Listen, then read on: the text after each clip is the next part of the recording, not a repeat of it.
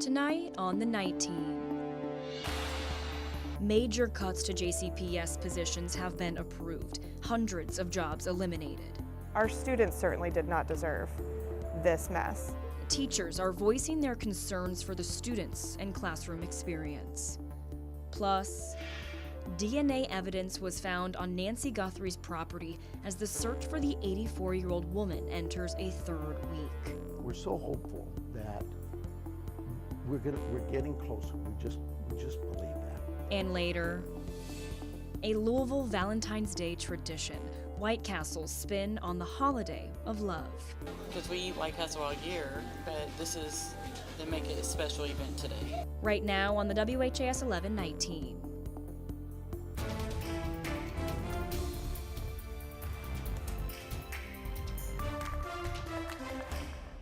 First here tonight, JCPS teachers are concerned about the effects on students as more changes and cuts continue to come from the district. Thanks for joining us here on the Night Team. I'm Alex Dieterer.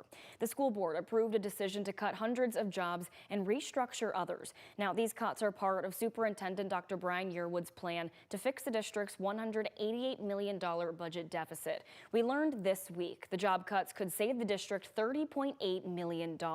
Here's a quick breakdown of those numbers. An estimated 648 positions were eliminated in the new organizational charts. 32 positions were reduced and may have new titles. 273 positions, however, were added. WHA's 11 Night Team's Clarice Shaley hears how these changes are bringing up concerns for the teachers and students affected.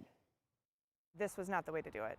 Cutting teachers, harming students is not the way. Acting now protects students and it protects our staff in the long term. The words of Dr. Brian Yearwood, the JCPS superintendent, ahead of a vote that approved the most recent district cuts. The school board approved more than 600 job cuts and more than 200 new jobs in a major district restructuring. Some positions like bookkeepers, academic instructional coaches, or AICs, and safety administrators will now be taken from the schools and moved to the central office. I think another less effective model is to have it centralized. With the board's decision, Sarah Yost's position as an AIC at Brown School is gone. In my experience, we used to have that a couple decades ago, and it wasn't as effective as having a coach in a school, even if that coach is teaching part of the day. As an AIC, Yost says she helps implement mandated curriculum, identify why students are struggling, and how to address those issues. I am 100% worried about our students and the future of our city. Her biggest concern lies with the number of teachers who will be turned away and not enough open positions for them to reintegrate. We are getting no answers. We do not know if we'll have jobs next year. Erin Hogan is one of the teachers from Gaines Early Childhood Center, hoping for answers at the school board meeting. They have lingering questions and concerns about school changes made in January to close and shift schools. The career prep Liberty High School is moving into the Early Childhood Center. It kind of is striking when they say that they're cutting from central office first, but in reality, we were told, do not tell the families that we're closing next year. Nobody knows that where they're actually cutting the jobs. Eyes from the NAACP are also on the changes. How the students who are the poorest and most marginalized in our community, what will be the long-term effects for them? All are watching as teachers fear these decisions will result in larger classroom sizes and less instructional staff to go around. Clarice Shaley, WHAS 11 Night Team, on your side.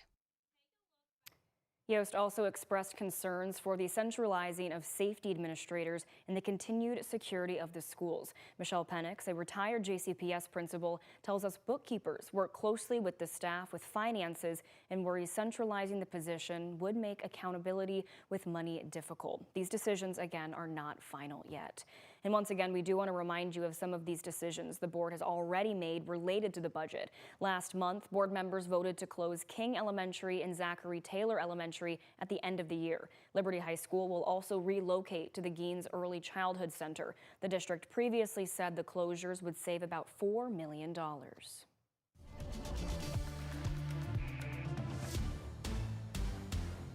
We are taking a live look at the metro right now, where things were a lot more frozen about a week ago. The higher temperatures and the rain is giving the lovers a little bit of a dreary Valentine's Day. Austin, it's been a nice Valentine's Day to stay inside, I would say.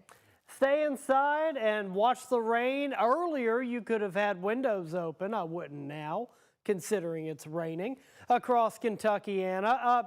Light to moderate showers. These aren't all that big of a deal, but they are creating wet roadways. If you are out and about this evening, please be careful on said wet roadways. We have a positive 24-hour temperature change, and I was expecting this, of course. Today is warmer than yesterday by 7 degrees, especially by the time we got into the evening hours. So I'm taking a look here at the 3 things you need to know. Mild, raining, cloudy, more rain into tomorrow afternoon, and we are tracking a fairly warm week. You just saw that look of downtown. We're in the mid to upper 40s right now across the metro, and that's pretty much the case everywhere in the 40s, though the farther south you go, the 50s move in. Hodgenville, Lebanon, Campbellsville, all at 51 degrees at this time. Here's that hourly planner. And you can see the rain sticking around through the entirety of the night as temperatures only drop into the lower 40s for overnight lows. That cloud cover really not letting us cool off. I'll time out tomorrow's rain coming up in just a few minutes. Austin. A man is dead after a shooting in the Shawnee neighborhood this morning. According to LMPD, officers were sent to South 38th Street for reports of a shooting this morning around 3:30. When officers arrived, they found a man unresponsive with multiple gunshot wounds, and he was pronounced dead on the scene. LMPD's homicide unit is investigating, and anyone with information is encouraged to call LMPD's anonymous tip line. That number's here on your screen. It's 574-LMPD.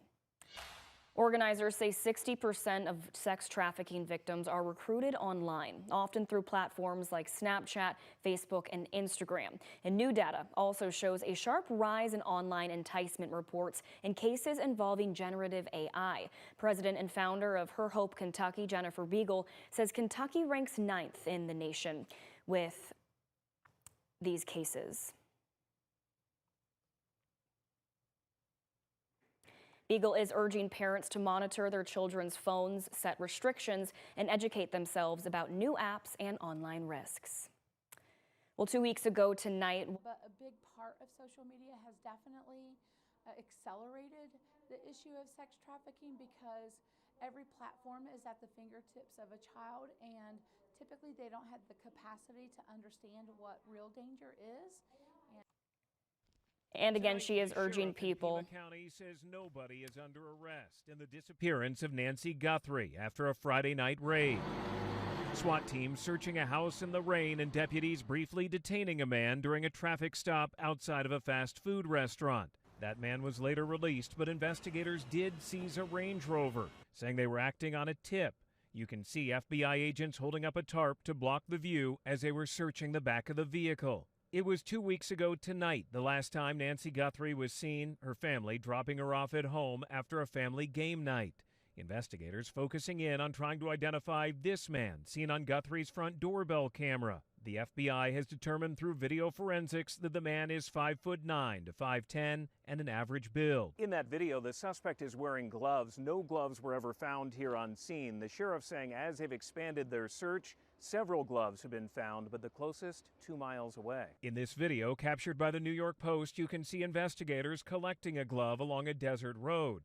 The sheriff telling ABC's Aaron Katersky it's unclear if the gloves they have found are connected to the case, but they do have DNA results from the gloves that were found. We've gotten DNA back, so that's of use. Now we have to go through and try to eliminate people or make people. And tonight, the sheriff is making a plea once again for residents here to call in any tips and to check their surveillance cameras for clues. We're so hopeful that we're getting closer. We just believe that. The sheriff says a search is slow and methodical and that solving it may not happen quickly. Alex Stone, ABC News, Tucson, Arizona. And happening tomorrow morning on WHAS11, following a fiery exchange with Attorney General Pam Bondi, Kentucky Congressman Thomas Massie is speaking about the fallout from the DOJ's release of the Epstein files on ABC's This Week. Don't miss the exclusive interview tomorrow morning at 9.